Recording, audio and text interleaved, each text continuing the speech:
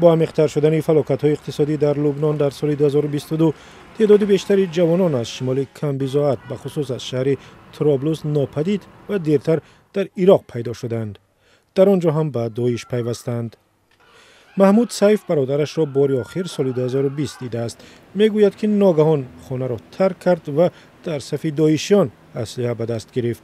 یک ماه بعد در ضربه هوایی نیروهای عراق در یک پناهگاه داعش کشته شد.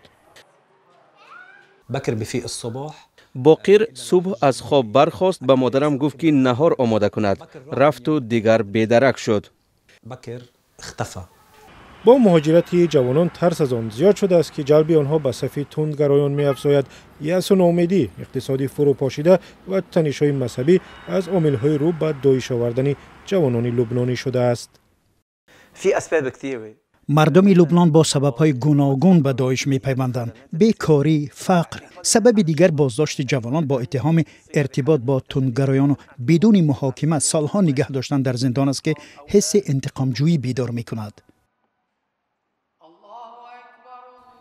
روحانیانی مثل شیخ بلال بارودی امام مسجد السلام طرابلس میگویند خود شهر هم محل رشد افراطگرایی است. طرابلس شهر محافظه‌کار است. سرزمین است که مردانش مخالف رژیم سوریه هستند. اینها نسلی با افتخار و جسور و دلیرند. آنها آماده مبارزه هستند. در عموم مبارزه برای بقا سبب اصلی رو به گروه‌های افراطی اسلامی آوردن جوانان لبنانی است. من برای آن به داعش پیوستم که به من ماه $500 میدادند. پیش از پیوستن میخواستم زندگی شایسته داشته باشم، اما نشد.